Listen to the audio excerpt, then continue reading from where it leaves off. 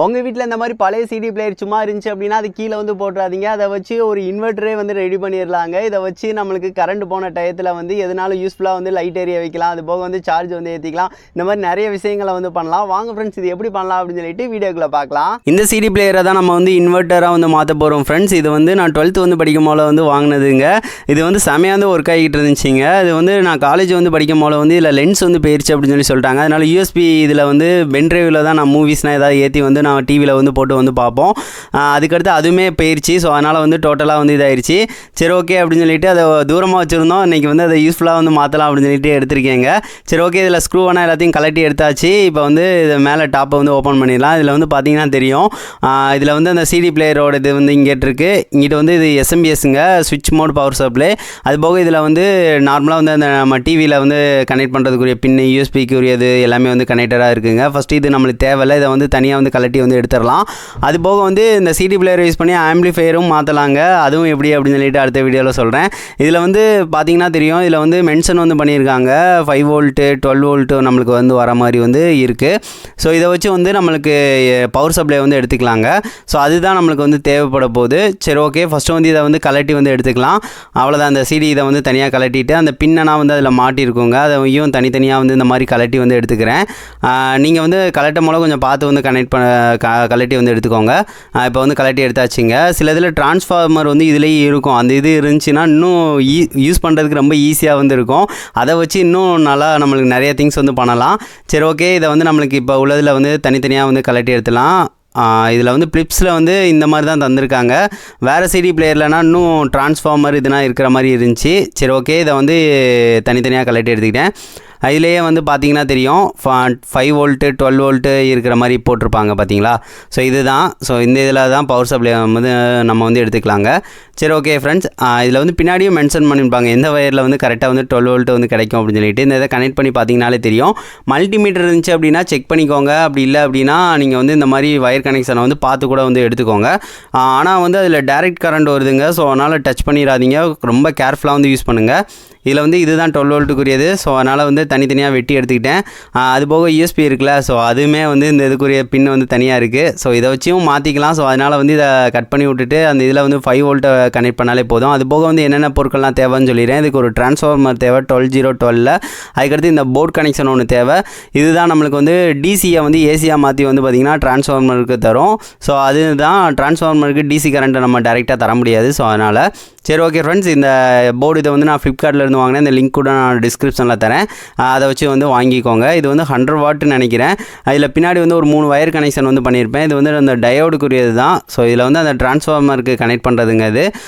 இது வந்து கரெக்டாக வந்து கனெக்ட் பண்ணி விட்றலாம். அந்த 3 வயரையும் வந்து அதில் கனெக்ட் பண்ணுற மாதிரி இருக்குங்க. அதுக்கடுத்து நம்மளுக்கு வந்து 12 வோல்ட்டுக்கு வந்து கனெக்ட் பண்ணுறதுக்கு வந்து ஏற்ற மாதிரி வந்து இன்னொன்று இது கனெக்ட் பண்ணணும். அது கடைசி வந்து பார்த்துக்கலாம். அந்த 3 இதை வந்து கனெக்ட் பண்ணுறதுக்கு ஏற்ற மாதிரி இருந்துச்சு. இந்த இது வந்து அவுட்புட் வந்து நம்ம 220 வோல்ட் அவுட்புட் வரும். சரி ஓகே, இதுதான் ஃப்ரெண்ட்ஸ். அது போக நம்மளுக்கு இது வந்து பிஎம்எஸ் பேட்டரி நம்மளாக பண்ணது. லேப்டாப் பேட்டரியை வச்சே வந்து பண்ணதுங்க. இதை வச்சு தான் இதுக்கு பவர் சப்ளை வந்து கொடுக்கறதுக்கு யூஸ் பண்ண போகிறோம். ஸோ இந்த மாதிரி இது உருவாக்குறது வீடியோ பார்க்கலன்னா டிஸ்கிரிப்ஷனில் லிங்க் தரேன், கண்டிப்பாக பாருங்கள். இந்த மாதிரி பேட்டரியும் நீங்கள் யூஸ் பண்ணால் பண்ணிக்கலாம். எதுனாலும் நீங்கள் யூஸ் பண்ணிக்கோங்க. இந்த மாதிரி பேட்டரி இருந்தாலும் நீங்கள் வந்து யூஸ் பண்ணிக்கலாங்க. சரி ஓகே ஃப்ரெண்ட்ஸ், இதை வச்சு எப்படி பண்ணலாம் அப்படின்னு சொல்லிட்டு அடுத்து பார்க்க ஸ்டார்ட் பண்ணிடலாம். இதுக்கு வந்து இந்த மாதிரி ஒரு சாக்கெட் வந்து தேவை. அதாவது நம்மளுக்கு இந்த பின் வந்து கனெக்ட் பண்ணுறதுக்குரியது. அது போக நம்மளுக்கு 7812 வந்து வோல்டேஜ் ரெகுலேட்டர் ஐசி தேவைங்க.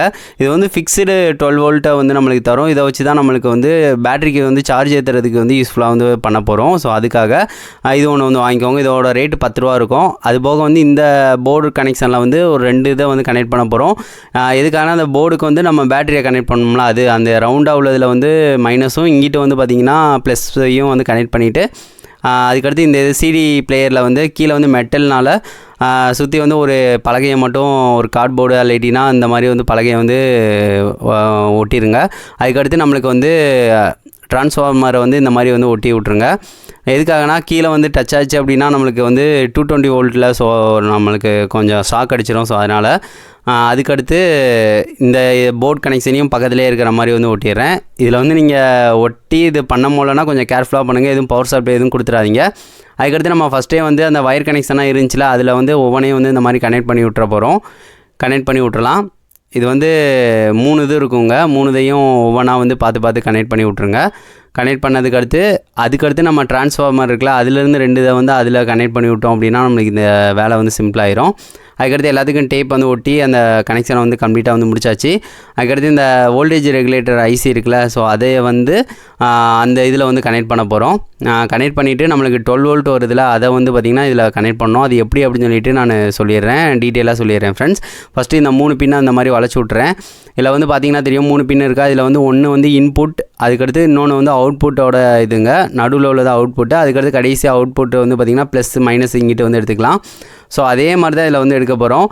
ஃபஸ்ட்டு இதை வந்து டேரெக்டாக வந்து நம்ம அந்த 12 வோல்ட்டில் வந்து பாசிட்டிவையும் நடுவில் வந்து 12 வோல்ட்டோட நெகட்டிவும் கனெக்ட் பண்ணிவிட்டு அதே இதுலேருந்து நோர்க்க வந்து அவுட்புட் இதை வந்து எடுத்துக்கலாம்.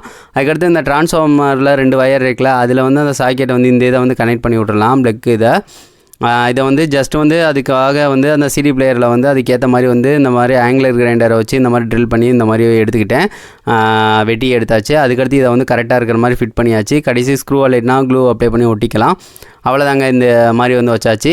அதுக்கடுத்து ட்ரான்ஸ்ஃபார்மர்லேருந்து 2 வயரை வந்து இந்த இதில் ஜாயின் வந்து பண்ண போகிறோம். ஸோ அதை வந்து லைட்டாக எடுத்து விட்டுட்டு இது வழியாக வந்து வெளியே எடுத்து அதுக்கடுத்து ஜாயின் வந்து பண்ணிவிட்டு கனெக்ட் பண்ணோம் அப்படின்னா முடிஞ்சிருங்க.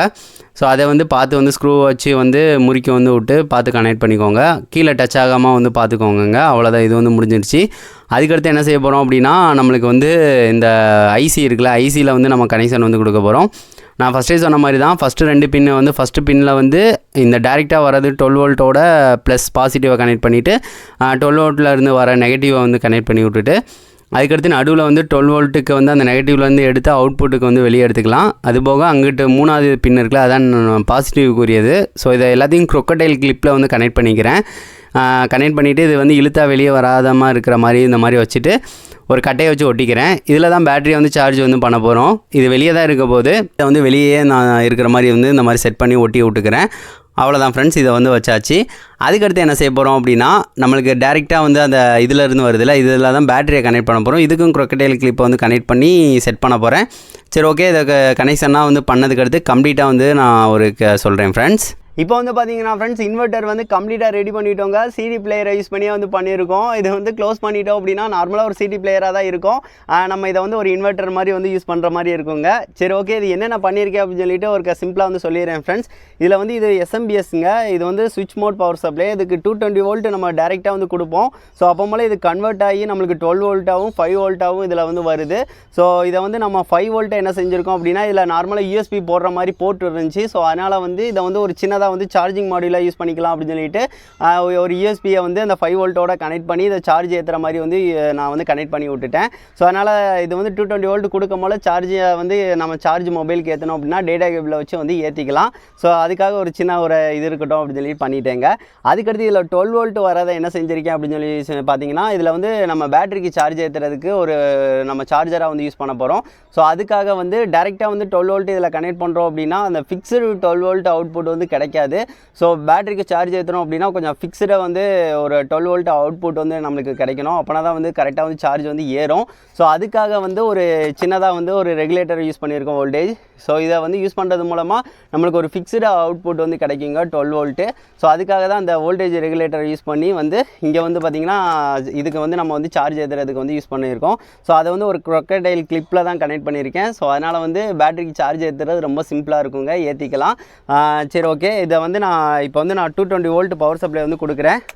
இப்போ பாருங்கள், கொடுத்தோன்னே நம்மளுக்கு வந்து இதில் லைட் வந்து எரியுது பார்த்தீங்களா. ஸோ அதுக்காக தான் ஃபிக்ஸ்டை வந்து நம்மளுக்கு வந்து 12 வோல்ட் வந்து கிடைக்கும்.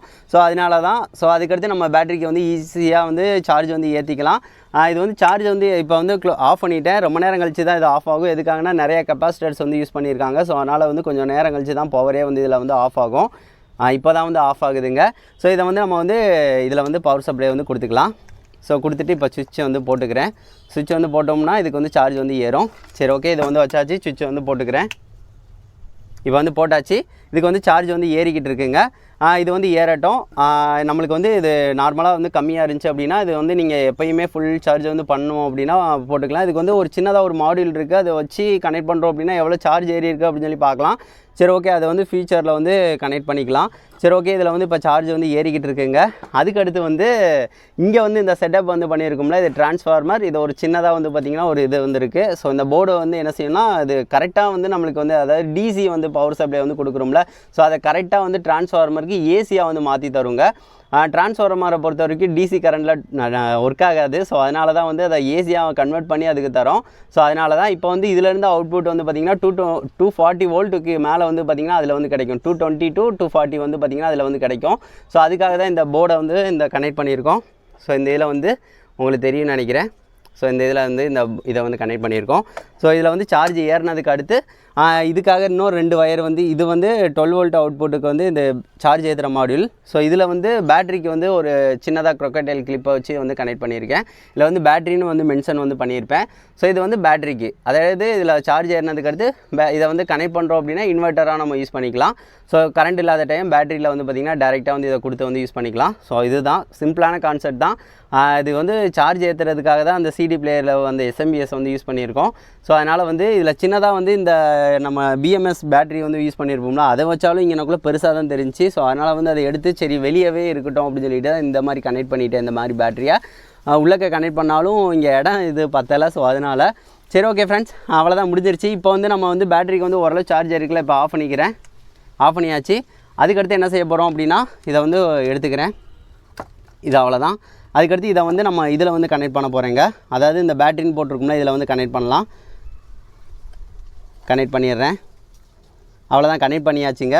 இப்போ வந்து இதில் வந்து 240 வோல்ட் வரும். கொஞ்சம் பார்த்து தான் ஹேண்டில் பண்ணுங்க. ஸோ நம்ம அப்படியே வந்து டைரெக்டாக வந்து தொடக்கூடாது. இதை க்ளோஸ் பண்ணிடலாம்.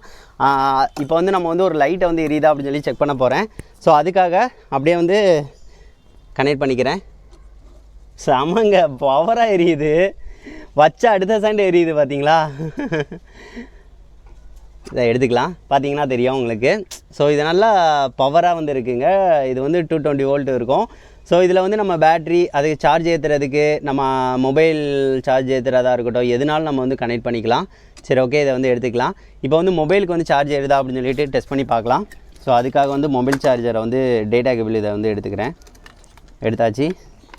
இதை வந்து இதோட கனெக்ட் பண்ணிக்கிறேன். ஸோ இதை வந்து கனெக்ட் பண்ண முடியல. இந்த பிளக் போர்டில் வந்து இந்த அடாப்டர் வந்து கனெக்ட் ஆக மாட்டேங்குது ஃப்ரெண்ட்ஸ். ஸோ அதுக்காக வந்து இது வந்து 3 பின் அடாப்டர் இருந்துச்சு அப்படின்னா அது வந்து கரெக்டாக வந்து இருக்கும். ஸோ அதையுமே வந்து பக்கத்தில் வந்து கனெக்ட் பண்ணலாம் தான் இருக்கேன். அதை கனெக்ட் பண்ணோம் அப்படின்னா ஈஸியாக சார்ஜ் வந்து ஏற்றுறது, சிலதுக்கு வந்து ஈஸியாக வந்து ஏற்றுறதுக்கு இருக்கும். இப்போ நான் டேரெக்டாக இப்படி வந்து இப்படி வந்து வச்சு காட்டுறேன் உங்களுக்கு. இப்போ பார்த்தீங்களா சார்ஜ் ஏறுது. ஸோ இதுதான் நம்மளுக்கு வைக்கும் போல வந்து சார்ஜ் ஏறுங்க, நம்மளுக்கு வந்து சார்ஜ் ஏறிடுது. ஸோ அதனால தான் இதை வச்சு யூஸ் பண்ணி வந்து நல்லா இருக்குங்க. இதை வச்சு நம்ம வந்து ஒரு பவர் கட் ஆகிடுச்சு, நம்மளுக்கு முக்கியமான ஒரு வேலைகள் இருக்குது, அதாவது சார்ஜ் ஏற்றுறது லேப்டாப்புக்கு இந்த மாதிரி இது தேவைப்படுது அப்படின்னா கண்டிப்பாக வந்து யூஸ் பண்ணலாம். இது வந்து நம்மளுக்கு ஒரு இன்வெர்ட்டர். ஸோ இதை வச்சு அதாவது ரொம்ப ஹெவியான யூசேஜ் வந்து இது பண்ண முடியாது. எதுக்காகனா இது 100 வாட் உள்ளது தான் இது இந்த போர்டுக்கு. ஸோ இதை வந்து ஹெவியாக வந்து உள்ளது இதில் வாங்குகிறோம் அப்படின்னா இன்னும் கொஞ்சம் வந்து அந்த சின்ன சின்ன டிவியை ரன் பண்ணுறது, அது போக வந்து கொஞ்சம் அந்த மோட்ரு சம்மந்தப்பட்டது. இப்போ டிவி கூட ரன் ஆகும் இதில், ஆனால் வந்து இந்த மோட்ரு சம்மந்தமாக உள்ளது வந்து ரன் ஆகாது. ஸோ அந்த மாதிரி உள்ளதுக்கு வந்து கண்டிப்பாக வந்து நம்மளுக்கு இது தேவைப்படும் அந்நியாரம். ஸோ அதிகமாக உள்ள வாட்டில் வந்து தேவைப்படும். ஸோ இதுக்கு வந்து சூப்பராக வந்து பார்த்திங்கன்னா ஒர்க் ஆகுதுங்க.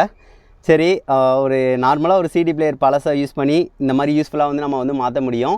ஸோ அதுக்கு தான் இந்த வீடியோ. சார்ஜும் ஏற்றிக்கலாம் பேட்டரிக்கு. இது வந்து பேட்டரி வந்து பார்த்திங்கன்னா அட் டைமில் வந்து நம்ம டைமில் ஏற்றாமல் தேவைப்படுற நேரம் வந்து சார்ஜ் கம்மியாயிடுச்சு அப்படின்னா இந்த போர்டை யூஸ் பண்ணி எஸ்எம்பிஎஸ் யூஸ் பண்ணி இதுக்கு சார்ஜும் ஏற்றிக்கலாம்.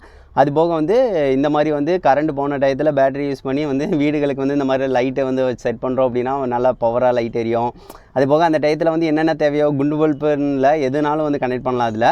ஸோ அந்த டயத்துலனா இது வந்து கண்டிப்பாக யூஸ்ஃபுல்லாக இருக்கும். சரி ஓகே ஃப்ரெண்ட்ஸ், இதை பற்றி என்ன நினைக்கிறீங்க அப்படின்னு சொல்லிட்டு மறக்காமல் கமெண்ட் பண்ணுங்கள். இப்போ வந்து பார்த்துருப்பீங்க ஃப்ரெண்ட்ஸ் எவ்வளோ சிம்பிளான மெத்தடில் வந்து நம்ம ரெடி பண்ணியிருக்கோம் அப்படின்னு சொல்லிட்டு. இந்த நம்மளுக்கு டிரான்ஸ்ஃபார்மர் அது போக இந்த சின்ன போர்ட் கனெக்ஷன் இருந்துச்சுனாலே போதும். ஒரு பழைய சிடி டிரைவர் இருந்துச்சு அப்படின்னா அதை வந்து இன்வெர்ட்டராக நீங்கள் கன்வெர்ட்டே பண்ணிடலாம். இது வந்து ஒரு சூப்பராக வந்து ஒர்க் ஆகுதுங்க. இதில் வந்து பேட்டரிக்கு நம்ம சார்ஜ் ஏற்றுற மாதிரி வந்து வச்சுட்டோம். அது போக வந்து டேரெக்டாக நம்ம இந்த இதுக்கும் பவர் சப்ளை கொடுக்குறது மூலமாக கரண்ட் இல்லாத டயத்தில் வந்து நம்ம இதுவும் யூஸ் பண்ணிக்கலாம். ஸோ ஒரு செமையான இன்வெர்ட்டராக இருக்குங்க. ஸோ அதனால தான் இந்த மாதிரி வேஸ்ட்டான திங்ஸை வச்சே நம்ம வந்து நிறைய இது பண்ணலாம். ஸோ வேறு ஏதாவது நான் பண்ணணும்னு நினச்சிங்க அப்படின்னா அதை மறக்காமல் கமெண்ட் பண்ணுங்கள். அதையும் கூடி சீக்கிரம் வந்து பண்ணுறேன். இந்த வீடியோ உங்களுக்கு யூஸ்ஃபுல்லாக இருந்துச்சு அப்படின்னா மறக்காமல் ஒரு லைக் வந்து பண்ணுங்கள் ஃப்ரெண்ட்ஸ். நீங்கள் போடுற லைக் தான் நான் அடுத்த வீடியோஸ் வந்து போடுறதுக்கு மோட்டிவேட் வந்து பண்ணோம். சரி ஓகே ஃப்ரெண்ட்ஸ், நெக்ஸ்ட் வந்து ஒரு நல்ல வீடியோவோட மீட் பண்ணலாம். தேங்க்யூ.